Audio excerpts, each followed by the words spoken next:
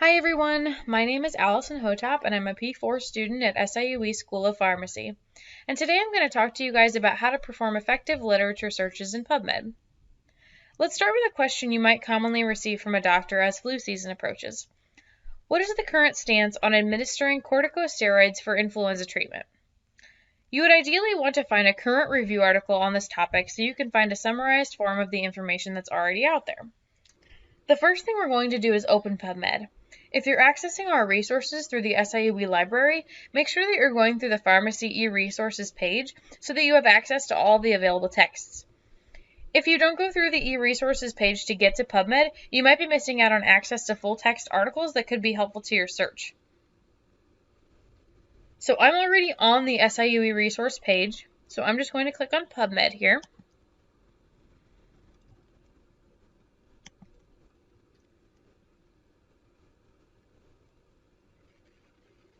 And in the search bar, I'm just going to search corticosteroids and influenza. Now, this obviously gives me a lot of results.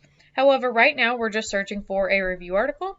So I'm going to click up here in the corner under review, and that'll filter us out to all of the review articles currently on Pubmed. Now this limited our results to 370, and there are a couple of ways to view these results. So right now we're sorting by the best match, but we can also go by most recent.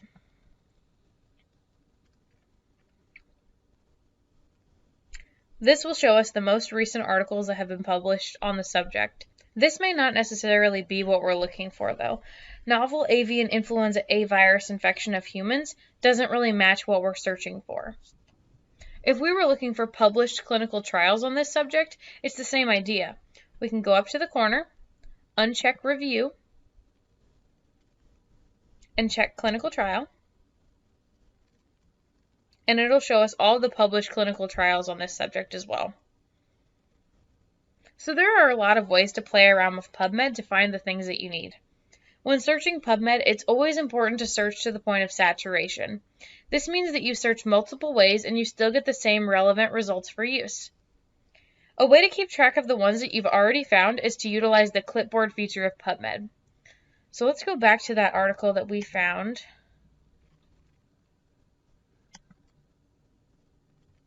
In the best match mode. So this first article closely matches what we're looking for, so let's try to add that to the clipboard now. All we have to do is check this box, hit send to clipboard, and hit add to clipboard.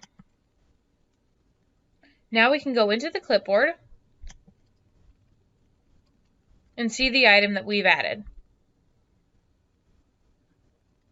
Keep in mind, however, that the clipboard only saves your additions for 8 hours, so make sure that you copy your citations of the ones you want to keep if you plan to work on your project for more than 8 hours. Another nice feature of this site is that it will automatically create citations for you. If we go to Abstract up here and go to Summary Text, it creates a nice citation for your references page. This works for studies, guidelines, anything you can find through Pubmed.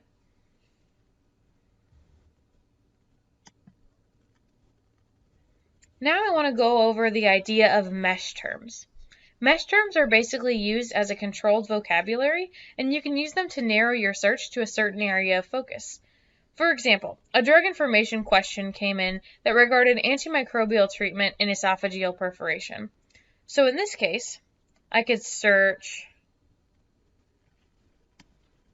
antibiotics and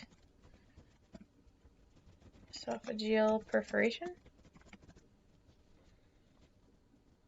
So this gives me a total of 438 articles to sift through. Even when I limit it to only review articles, they still aren't exactly what I'm looking for. Keep in mind that filters aren't always a good thing as they can limit your results. Only use them if it's dictated in the question or it's necessary to focus the results. Since I had more than 200 results, it makes sense, but it all depends on the question. Now let's try some mesh terms out. Go back to the home page. Make sure you clear all your filters. Then go to the mesh database. The first search I would do is anti-infective.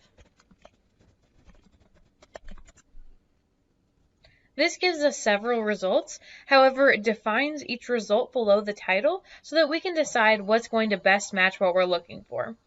The first title seems to match what we're looking for, so I'm going to click the check mark, then hit Add to Search Builder, and now I can search for my next term.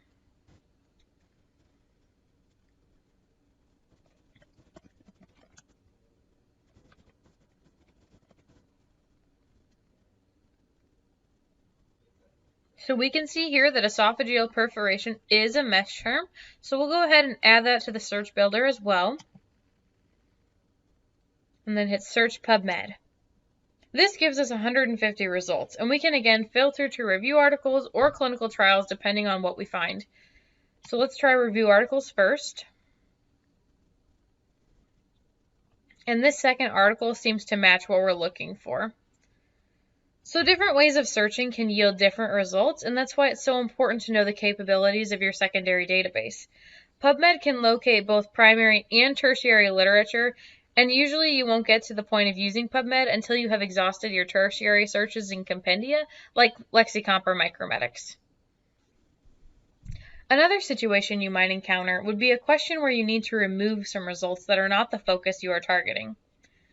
Let's say you were looking for any information out there regarding ACE inhibitors and their association with lung cancer. This is another case where I would try to use mesh terms, and you can play around with your searches to find the best options for you as well. So let's go back to the home page, clear all those filters again, and go back to the mesh database.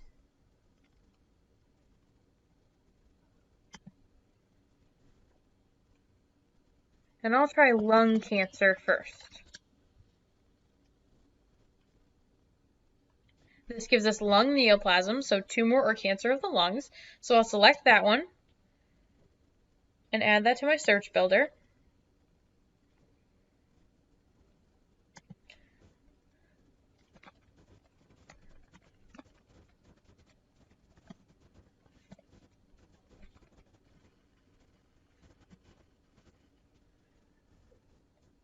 And I'll go ahead and add that to my search builder as well. And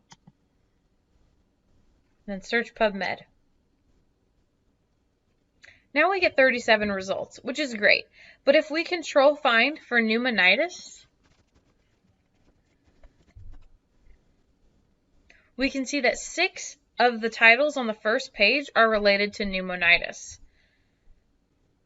So in this case, we could add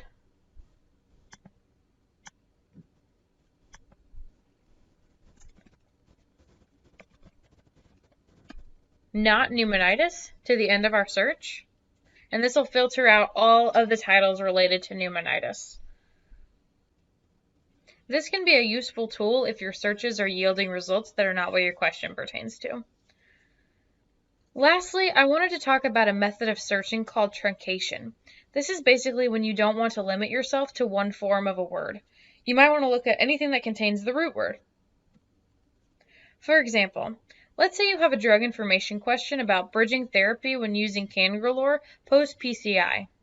In order to include all of the relevant forms of bridge, we can search like this.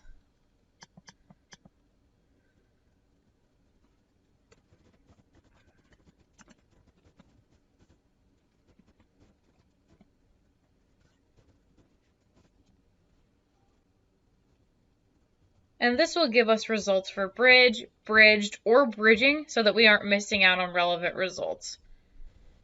Another roadblock that you might encounter when searching for literature is that there are too few results.